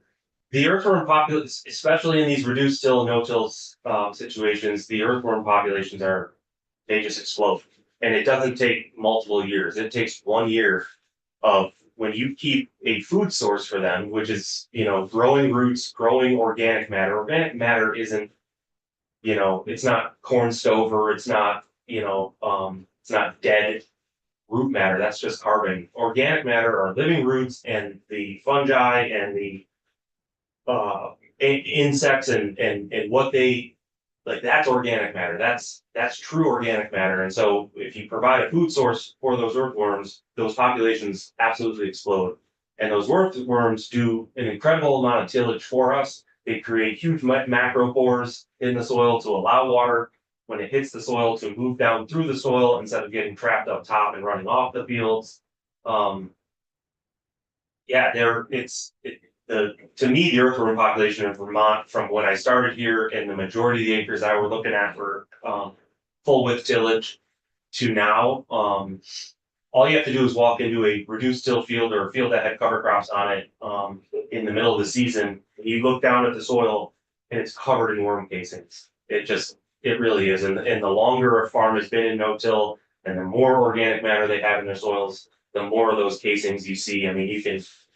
The ground is just bubbling with them. It's really. We hear everything. Yeah. Or told everything. Yeah. Depends on who's saying. Right. And it's a real juggling mess. Right. To try to figure it out because, people. Yeah, and some of the things As they see it, I guess you would say, and they see it differently. And some of the things Louis was mentioning, it's some of it was hard to disagree with, but some of the practices that he was mentioning there, like the rolling of these cover crops, it is doable. But what we found is that the survival instinct of these plants is incredible. That rye, whether it was sprayed or not, and he said it wasn't, it will gooseneck right back up. You can roll it, crimp it, you can wait till what they call the right stage when it's gone into stem elongation and the stems are hollow and there's enough weight to truly crimp. There will still be a major portion of that rye will gooseneck back up and really impact that crop. Not that I think we need to continue researching and finding ways to use cover crops and to keep cover on our soils and to keep living and keep our soils with a green cover throughout the year, some way, somehow. But, I mean, we've tried that a million times in Vermont, it's never worked without Yeah, the use of wouldn't it herbicides. smother the corn out? So it does, what he was pointing at one point in time, there were row cleaners. Yeah, And so on the front, before the seed discs, there's these row cleaners. I recommend guys use these sharp tooth ones that are very sharp, and they truly will cut and part that rye and create a very small area where that corn can come up through. It works great. looks like a four row or 5 row. Yeah, that looked like a pretty simple corn planter. It didn't look like it had too much. You put the corn in, Mhm. the rye doesn't pop back up and smother it out. No, that's what I was saying. It does without the use of herbicides. We've seen, I mean, Foster's down in Middlebury have a roller crimper that they use a lot. And it's a great way to knock the rye down so that the corn isn't fighting for sunlight as it's coming out of the ground. But what we found is that if we don't spray the rye before we go in and roll it, it ends up like goosenecking and standing right back up every time. And then it does shade out the corn. The corn will continue to grow. What'll happen is instead of the corn having nice big fat leaves to use all that sunlight, the leaves get really long and stringy. The corn goes under an incredible amount of stress. We see yield impacts, we see forage quality impacts. I mean, that's the whole, yields are one thing. Everything we're talking about in Vermont is essentially gonna be fed to a dairy cow. So forage quality, fiber digestibility is everything. And so anytime we stress these plants out, the fiber digestibility takes a dive and the cows can't get the energy they need out of it to make more milk. I mean, the advances in forage quality and then milk production, since I've been doing this for 18 years, I mean, it's mind blowing. And the amount of milk that we produce on the same amount of acres with the same amount of cows that we did 18 years ago is unbelievable. Well, Gladstone milk 1,800. Yep. 100-pound average. 100-pound average, 7 to 7.4 on components, like. I mean, and I work in other parts of the Northeast and nobody makes the kind of milk we make in Vermont. Nobody has these production No, numbers. it's our climate and our quality of feed and. And the farmers and the- you will not find another, crop of farmers that are this talented when it comes to getting the most out of their herds. And of course, they want to get the nutrients out of that cob. Mhm. The corn, the stalk, no feed value in the stalk other than fill, right? That used to be the case, and with the new crop corn varieties that we're growing, like I said, a lot less lignin, much more digestible, so, no, that's not the case anymore, No, you know, so it all Yeah. counts. Yeah. Good. yeah. Yeah. And it all comes back to stress, so these treated seeds reduce the amount of stress these corn stands, grow under, and therefore it is a higher quality crop for these animals. And it reduces the amount of whether it's commodities we need to bring into these farms. When we started, 50% of a ration might have been forages grown on that farm. Farms like Newmont, Gladstone, and the majority of the highest producing herds in the state are feeding 60 to 65 to almost 70% of forages that are grown on their farm versus importing in commodities from the Midwest that bring in a ton of phosphorus that we don't need in our watersheds here. And so if we limit or if we put more stress on these plants, we're gonna go backwards in that sense. So. Brian, So you gave me a pretty good image of the treated seed, and I don't know whether it's a good analogy or not, but it's almost like an invisible fence for a dog. You mentioned that the mites and the maggots somehow, they're in the furrow and no, I don't wanna go over there. Yeah. I mean, is that kind of like what it's doing? Yeah, that's what we see. I mean, like I said, when you dig in these fields of where there's treated seeds, you will find these pests, but you will not find them in the furrow. Interesting. I've seen the vet report for dogs, so Yeah. I can understand sort of what's going Yeah. on. I got one. But Penny, Yeah. And he understands the fence. No offense to you. Oh, thanks. Well, I have to say, Any other Benny, questions? I'll get your collar and he's back wide open. So any other questions for Irene? Yeah, I heard you say something about soil health and what I heard from speakers earlier this week was that a lot of the pesticide ends up in the soil. And so that's not healthy for things like the pollinators who nest underground. I'm just wondering how, whose soil health or soil Right. health through whose lens, because. Yeah. Um, No, I think that's I don't know how we- it's a good point, and it's one reconcile that, yeah, it's hard for us to wrap our head around sometimes. I can tell you that we are not finding pollinators nesting in these cornfields. And I don't think it's the right environment for them.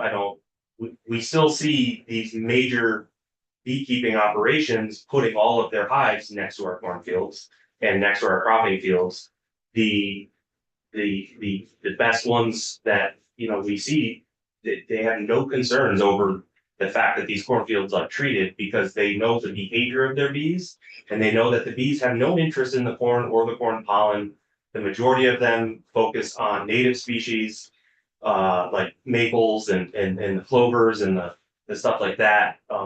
So I don't think it has an impact on the bee, like if it had an impact on the bees as much as I think some of the folks are saying, I don't think we would see these major operations still putting all their hives on the edges of our cornfields every year. Do they do that?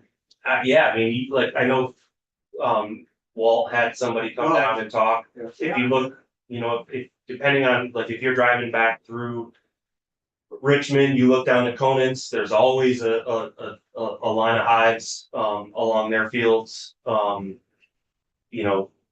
Allison Ransom Conant's wife keeps bees, on their farm and she puts them right out. Typically, they like the windbreak that the corn provides for the bees. And so it's an ideal place in a lot of senses for it. Pat runs a lot of ground. And I know, a lot of the clients that him and I work on together, I mean, Manning's for one, there's a huge operation that is out in the middle of their cornfields that, they allow these guys to put their hives at, and they're there every year, Right so. in the middle? Yeah, I mean, they put them along hedgerows in between the corn and the hedgerow, and like I said, I really think the idea behind it is windbreak. And it's generally easy access, there's usually good farm lanes and stuff for these guys to get in and work on their hives and get out, so it tends to be a pretty good relationship, so I don't ever really see much of that, and I've never heard any of the beekeepers that I've run into while I'm scouting and stuff, because I'm always super interested when I come by and I'm like, how's this working? You guys, why are you here? And typically they're like, oh, it's just a nice windbreak. Yeah, I know the Merriams, Walt said he had the Merriams do Yeah. his pumpkins. And they testified and the corn and the pumpkins are, Yeah, they're right there together. and they testified that they don't have any problems and, I mean, I've seen the hives next to the cornfields and, if I had a cornfield there and there were in the stuff was killing my bees, I think I'd keep my bees a little bit further away. Yeah. 10, 15 feet at least. Yeah. And not neighboring up, but I mean, like I said earlier, we hear the whole story and it's an awful measuring of,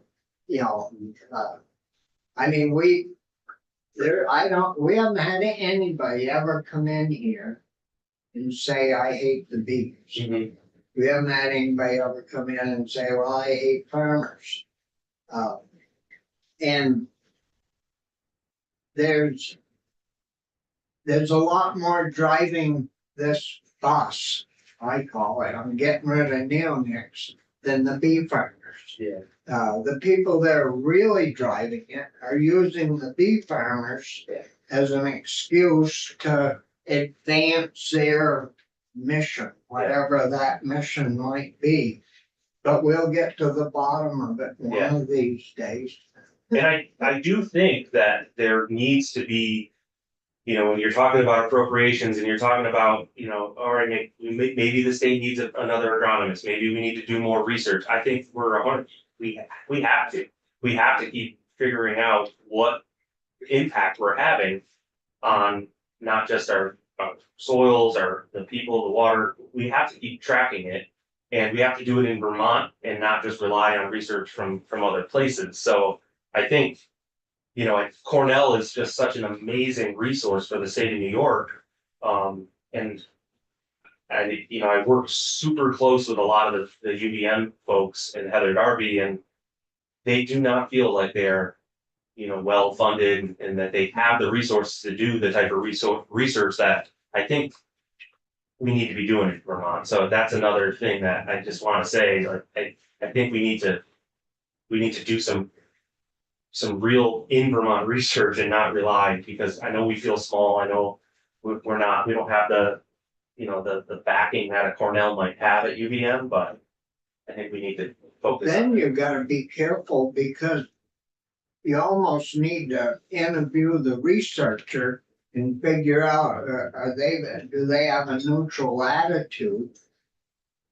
Oh, for Because, sure, yeah. because you can take numbers, Mhm. you can work them any way you want them to come out, right? Yeah. Well, And that's why we have to lean on the land grant universities, because I don't see how we can do that without no, having money come in and influence.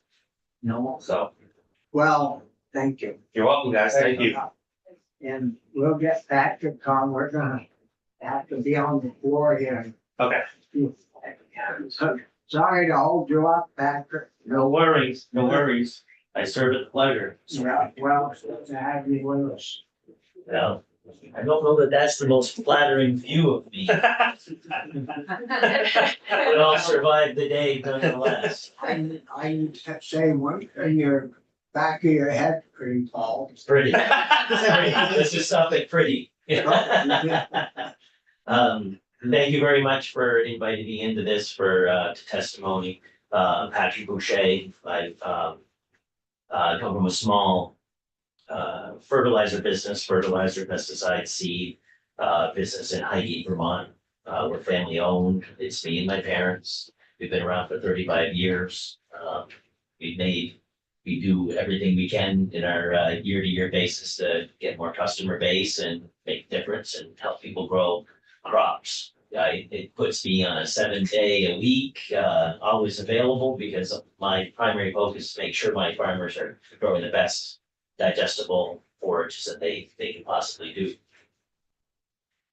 Just this morning, I've heard testimonies, and I'm sure through your week or however long you've been taking testimony, people have been talking about it's the yield impact. You've heard that storyline. You've heard seed varieties being reduced, and we can talk about that further in case that wasn't detailed clearly enough. My experience is not similar to what we heard about in Quebec. I do sell untreated seeds, and that order needs to be brought in very early in the season. And it's only available to the seeds that are produced in the month of, say, October. If the variety that is needed is produced and available in January, well, the bagging line has been soiled. And once that system's been soiled, they aren't gonna wash down again for a little over a month. Maybe they would if half the country went that way. Maybe they would set up a separate line, but they certainly aren't gonna do that for, I don't know, I hasten to say that we're even a percentage, 1% of the seed sales. So to set up a whole separate line for us, Yeah, I think it's 1/10 of 1%. 1/10 of 1%, right? So we maps of corn land doesn't include New England. So the Vermont, the US government, the map of the United States got it locked off. It has no nose. It's just squared off. So, and the costs, you heard about costs, the seed costs. What I would interject as well is in the void of a neonic, we'll still be searching for a solution. And the companies who are making these chemistries are not unsimilar to those who are our pharmaceutical companies, very much in line with the same people. So when they get the cash cow and they cost $1 to produce, but they will not be selling it for $2. They're going to be selling it to us for the value it brings to the table. And when we document that it's going to be highly valuable, I think they're going to exploit that marketplace. The agriculture, the ag farm, if you haven't heard it once, you've heard it 1,000 times. We have the opportunity to buy everything at retail with no opportunity for discounting, but we get to sell at wholesale.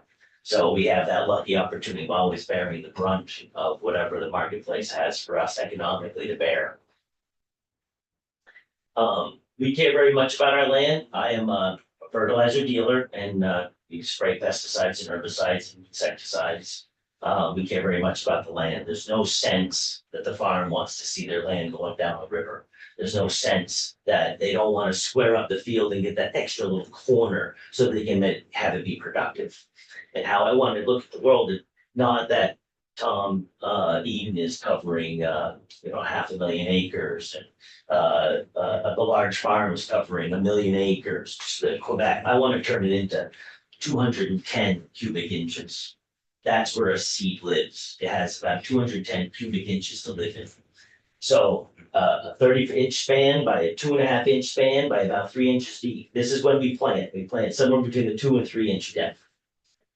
So we talk about that integrated pest management strategy. We're trying to manage that 210 cubic inches. If we give it a high level of organic matter, we've heard this 10 times over. If we give it a high level of organic matter, we've embedded our pests in. Yeah, you get a lot of friends. So we get a lot of friends. So we love it, right? Friends are awesome. So in that 230 cubic inches, we are requesting that we have the ability to protect 1 cubic inch. That's where the cord seed lives, not the other 209 cubic inches, just that one. Then we have the ability to get that seed, germinate, come out of the ground and start growing some root. The root mass will then start to protect itself. It's the first week when that seed, once it gets bored in, side story. So I sell a lot of seed. So I have seed in a warehouse. Well, if a mouse gets in, the mouse gets into that bag and it only eats the heart, only eats the germ. And bite. It won't eat the whole seed, just the part that grows. So an insect, when they get there, they got 210 cubic inches to deal with. And they're swimming around and they find organic matter, they're happy. It's okay. But when they find that seed, that germinating seed is fresh material. That's like manna. That's where they want to be. Frosting on the. That's right. That's beautiful. And they just sitting there and they're eating everything that's life. And then they leave it alone. And then they've killed that animal. Or that plant. So there is a lot of square footage out in that field that's not being treated. That's ideal. Our alternatives would be something like I have a furrow and I put chemical. I don't know when I'm gonna hit the seed, but I gotta put it everywhere so that I eventually hit the seed every now and then. So you have a tremendous amount of over application to using a non-neonic, but it's something that kills a broad spectrum, kills a lot more than just the targeted pests that are gonna go after the seed. Yeah, because it's in between every seed from one to the other, because it's constantly flowing out. That's where I want life to be. That's where I don't mind the seed corn maggot. We can live off of the roots and the other organic matter. So with an integrated pest management strategy, I at first glance, love it. We just don't do neonics because I think there's studies out there that say, well, you've treated every seed and you don't know you have a problem. My argument to that is, well, integrated pest management also says you should be using some mechanical aspects. You should also be doing some best practices. If I had a mouse in my house, I'm gonna plug the hole and I'm gonna clean up the counter. That should mitigate something pretty straightforward. So if I had the notion I'm gonna start seeing some corn seed maggots, I'm going to not cover crop, I'm going to till, and those are my mechanical and lessen the amount of organic matter. I've just taken away the food, plugged the hole. Now I've reduced the stress. Now I can plant into that with a non-neonate with a little more confidence that I'm gonna survive this. But if I'm going to promote cover cropping and minimum tillage, you've taken away integrated pest management strategies that state mechanical, plug the hole and clean the corners. You no longer give me those tools. But I want to promote health, everything that Tom Eaton just talked about. I want to promote soil health. I want that health in the soil to promote good crops, happy crops. Plus it holds a lot more water in heavy rains and saves that from running off.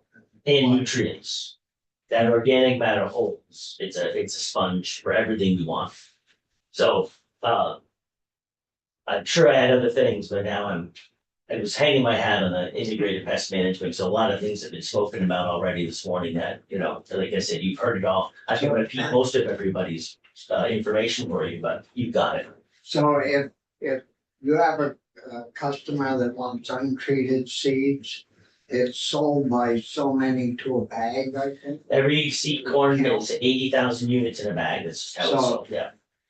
How much is roughly a bag of untreated seed versus a bag of treated seed? Treat, untreat, $50. Relative in the marketplace, irrelevant. It's not really an expensive solution. So you don't save a lot by. I don't see that, right? How much is 80,000 seed? 80,000 seeds, about 2.5 acres. So No, big but bag. how much? Oh, dollars? Yes. Well, $4.50? it can get to 450, yes. That's the highly digestible, highly available. Milk cows want the $450 bag. Farmers don't want to pay the $450 bag. So that gets us into the hundreds of varieties to choose from. So there's untreated, there's the neonics now, and there are some alternatives out there. Is there dynamite? Yeah, right, so the different manufacturers, so there's Neonix, he mentioned the name, a manufacturer name, I don't even wanna say them, but one of them was Poncho. We are most likely to use Cruiser, and then the other chemistry that's not a Neonic would be the Luma. Say it, LUMIEVE, IVE, he had it on his slide, from Corteva. So is the alternative to neonic Broad spectrum. broad spectrum, how much is 80,000 seed there? Are we talking? They are all cost competitive right now, because we aren't jumping on board the non-neonic. If we get a world, don't do diamide or don't do neonic, that guy, like I said, that pharmaceutical, that when they invent the next wave, the next tool, that's gonna be that 50, 80, but well, let's just leave it at $50. How many millions of bags are sold in the United States? It's well worth. I understand why farmers are very nervous about losing the ability to do neonic, is because, would you say, 70% of their feed and products to feed these cows? That's right. To get 100 pounds of milk out of them, they're That's right. trying to grow that on their property. Yeah. And without being able to do that, they'll get back to trucking in 50%, growing 50%. Yeah. And, milk prices, it's embarrassing to even talk about them. Yeah. It's so bad. Yeah. And I guess you mentioned it, or Tom did, they buy everything at retail and sell everything at wholesale, and that only works for 100 years, and then Yes. it gets old Yeah. after about the third generation. They Well, say, the heck with this, and we're out of here. It didn't work for a lot of farms, and so they're out. So now we're down to the surviving few. And if the machine stopped for a month, I think that dollar would start revealing itself. So Yeah, we're so I'm doing 2.5 acres to 1,000 acres. We've had a number of people in here that said they're planting 2,000 acres. And so I just did 1,000 acres divided by 2.5. That's about 400, and at 400, into $450 a bag. It is, Amen. that's between $160,000 and $180,000 per 1,000 acres. Oh, yeah. So the farmer's very farmer's very incented to make that investment pay off. Protection, fertilizer, Roundup. I mean, all, some of these are sacred cows we shouldn't be talking about, but they're all necessary to produce a 20-ton acre. If it's a 19-ton acre across yada yada acres, Yeah. you're off farm buying. I have an acre, I need that acre to produce. I don't own this acre so that I can let it go dormant. Well, and I think Bill Rowell testified 180, his seat bill, $185,000. Yeah, Right, that's And he- 1,000 acres. and he buys in some. So he doesn't have enough, he's planted. Oh, yeah, he said played he it had for. to buy, Yeah. and if your tonnage declined and you had to get more land. Yeah. I don't know where you get it from, That's right. That's right. but anyways, anything else, questions? I tried to keep it concise because I guess I'm sure you've heard it plenty. Well, we heard everything, I think almost everything.